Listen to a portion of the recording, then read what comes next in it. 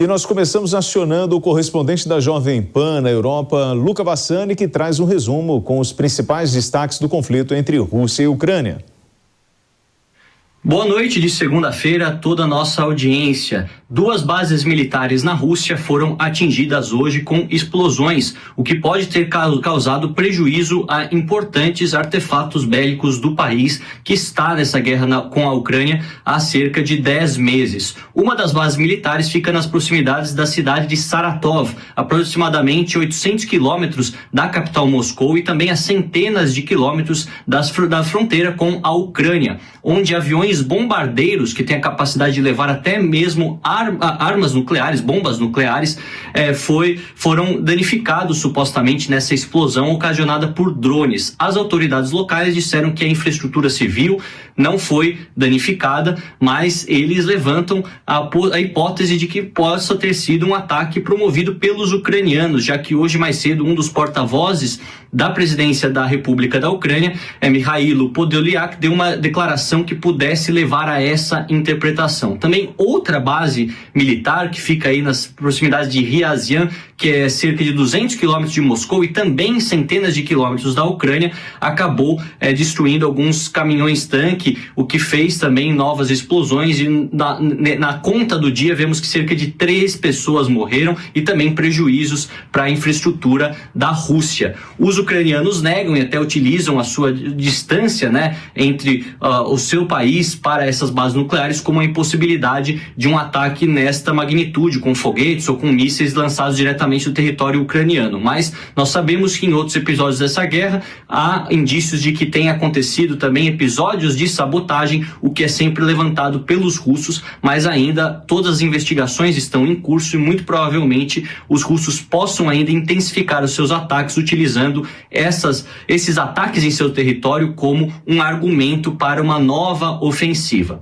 Ao mesmo tempo, nós vemos que o presidente francês Emmanuel Macron, em uma entrevista, deu uma declaração que foi muito mal recebida pelos ucranianos. Macron disse que, caso a Rússia queira voltar à mesa de negociação, precisaria de alguma garantia para a sua segurança. Lembrando que também, durante esse ano, Macron, em outra ocasião, disse que a Rússia não poderia sair desse conflito completamente humilhada e que apenas um acordo que utilizasse o bom senso e o meio termo, considerando o potencial militar dos russos, poderia fazer com que essa guerra não se prolongasse por anos e causasse prejuízos humanitários para a Ucrânia e também econômicos para todo o mundo. Os ucranianos responderam falando que o mundo civilizado não pode esperar dar garantia nenhuma a um Estado que promove o terrorismo e ataques como o que os russos têm feito à população civil da Ucrânia em quase 10 meses de guerra. E nós vemos que, ao mesmo tempo que essas declarações surgem entre aliados e também contra possíveis inimigos, os europeus têm buscado alternativas para o suprimento energético, não só para esses próximos meses, mas também para o ano de 2023, assinando acordos com o Catar, outras potências do Oriente Médio, quando a Rússia está sob sanções econômicas da Europa e, ao mesmo tempo, o país deixou de cumprir alguns contratos, como o caso dos gasodutos Nord Stream 1 e o 2, que nem foi ligado pela guerra, mas que causa grandes problemas para os europeus que estão pagando contas de energia cada vez mais altas. Como sempre, viremos aqui trazendo para a nossa audiência tudo em primeira mão. Luca Bassani, de Munique, na Alemanha, para a Jovem Pan News. Bom, Conrado, falando de energia elétrica, olha como é que está a situação. O Kawaguchi, que está no front, está em Odessa, na verdade, na região de Donbass, ele não conseguiu hoje carregar o equipamento e a previsão é só no meio da semana o restabelecimento da energia elétrica. Inclusive, nessa segunda-feira, a Ucrânia foi alvo de uma nova onda de mísseis russos fatais. Mais de 500 cidades ficaram sem energia elétrica. Os ataques afetaram a infraestrutura de energia do país, com destaque para a cidade de Lviv, que está mergulhada na escuridão, sendo iluminada pelos faróis dos carros e lanternas da população. Autoridades orientam os moradores a carregar os bancos de energia e preparar reservas de água em casa. E você vê, o Kawaguchi não conseguiu entrar com a gente. A situação é muito difícil no local. Lembrando que a gente está há poucos dias agora, o inverno oficialmente começa no dia 21, não é isso? Uma semana praticamente, e nós estamos, é claro, já com temperaturas negativas na região. Conrado. William, o que é mais triste com tudo isso é que é o seguinte, por enquanto ainda dá para reservar água em casa, né? Daqui a pouco a água congela e aí tu não tem mais o que fazer.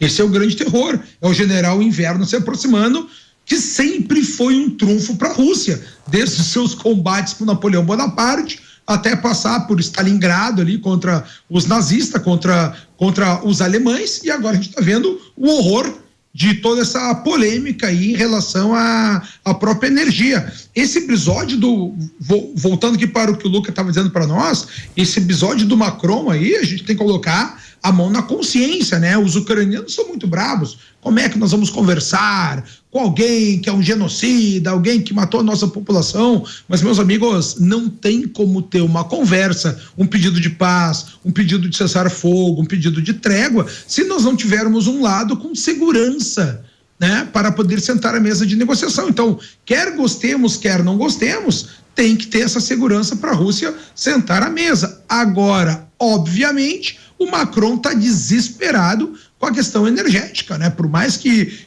a Alemanha venha procurando meios de sobreviver com energia, que a França também. A França, para ter ideia, começou hoje uma campanha que vai virar lei para que não possa ser mais usado jatinhos, né, no país e só ser usado aí energia verde, para ter o uso maior de trem. Está tendo uma campanha dessa, vamos ver se essa legislação virá a vigorar. E o resultado de tudo isso ainda, William, não só tiveram ataques por todas as cidades, né, em todas as regiões da Ucrânia, mas principalmente a gente teve um bombardeio em Zaporítia, né? Exatamente, que era a maior estação nuclear que a gente tem na Europa e que produz aí energia.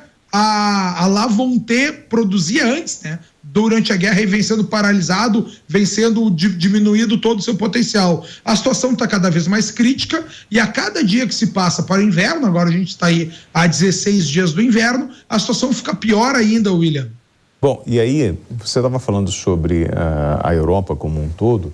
Nessa segunda-feira entrou em vigor o teto imposto ao preço do petróleo russo, né? A medida foi aprovada no último sábado pela União Europeia, Austrália e pelo G7 e tem como objetivo reduzir as receitas de Moscou e, ao mesmo tempo, ajudar a estabilizar os preços globais da energia. O mecanismo prevê que apenas o petróleo russo vendido a um preço igual ou inferior a $60 poderá ser entregue. A decisão agradou à Ucrânia. Os ucranianos acreditam que o novo teto vai destruir a economia da Rússia e obrigá-la a assumir a responsabilidade por todos os crimes cometidos, enquanto Moscou garantiu que não aceitará o limite estabelecido e que a Europa viverá sem o petróleo russo. Mas isso é uma ameaça, né?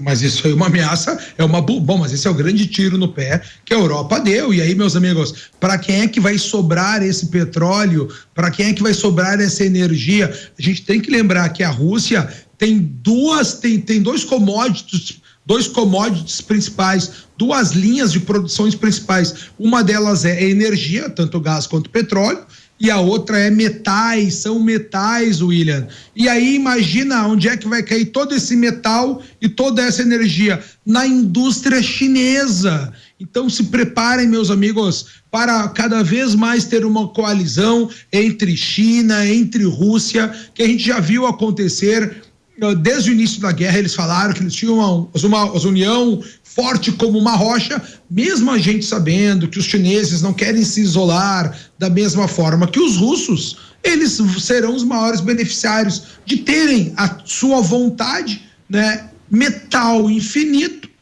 que é um dos principais recursos necessários à indústria, e energia infinita. Tanto que a gente está vendo aí, por exemplo, a Alemanha tendo também a sua energia cortada e tendo que escolher para onde levar essa energia, se é para a população se aquecer ou se será para a indústria continuar trabalhando, William. Conrado, as autoridades ucranianas na região do sul de Zaporizhzhia disseram que nesta segunda-feira 2 pessoas foram mortas por mísseis russos, casas foram danificadas, carros destruídos e janelas ficaram em ruínas, com os sobreviventes deixados para lamentar os mortos, enquanto as autoridades de várias regiões estavam residentes a se protegerem de uma nova barragem de mísseis russos.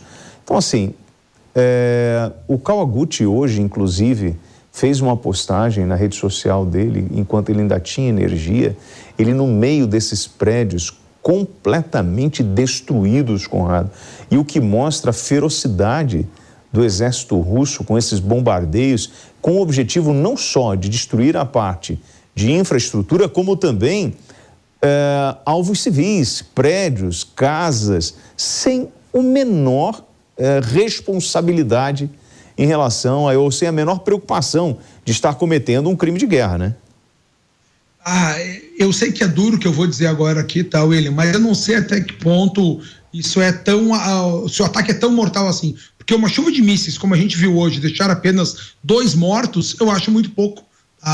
Óbvio, né? Mas tu tá querendo que morresse mais. Não, mas se a gente for pensar uma chuva de mísseis, a gente pensa no mínimo aí dezenas de mortos. Então eu não sei até que ponto o crime de guerra a partir desses ataques, se não é só para destruir os entornos da produtora de energia, porque eu estava estudando isso aí à tarde hoje, o Rafael Grossi, que ele é o responsável, né, para fazer pela ONU, para fazer a avaliação de como vai se dar a continuidade das atividades na usina, ele está dizendo, olha só, a gente tem um acordo, estamos quase chegando no acordo com os russos, a coisa está andando, nós vamos conseguir proteger a usina. Então, como tem muita parte também dos ucranianos tentando chegar na usina, ao meu ver, eles estão fazendo toda essa guerra para dificultar essa retomada por parte dos ucranianos. Então, quando tem todo esse bombardeio na região, eu acredito que seja mais para atacar a moral das tropas, né? O moral das tropas, para que eles façam o pé atrás, caminhem mais devagar, né? No escuro, todo passo é mais curto, e eu acredito que essa seja a estratégia que o Kremlin está procurando aplicar para não